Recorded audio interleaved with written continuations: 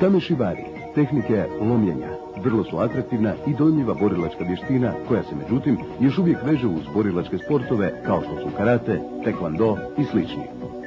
Bez obzira na to, tamešibari golorukim lomljenjem drvenih i do 10 cm debelih prepreka, cigli, cementnih blokova, crijepova i kamenih gromada izazivaju divljenje.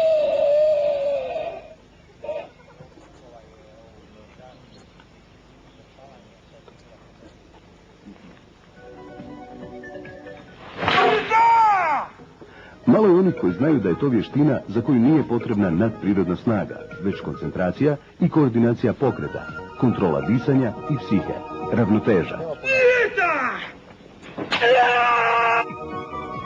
Tehnika se s vremenom usavršava i dorađuje, a da biste bili potpuno sigurni, potrebno je trenirati i po 10 i više godina.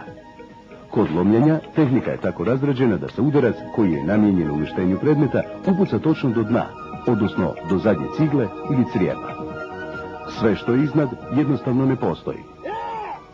Djelovanje se usmjerava na što manju udarnu točku, a pokretanje raznih mišića izvodi se na taj način da njihovo krajnje djelovanje bude izvršeno istodobno.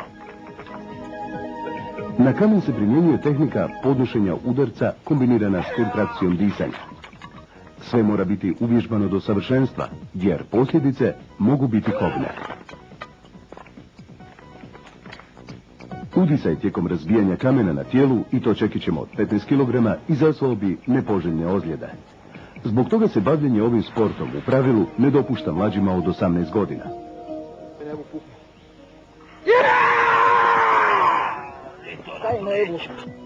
Kao predvježbu za teže tamešibari demonstracije, sportaši podnose na primjer gaženje automobilom preko trbuha.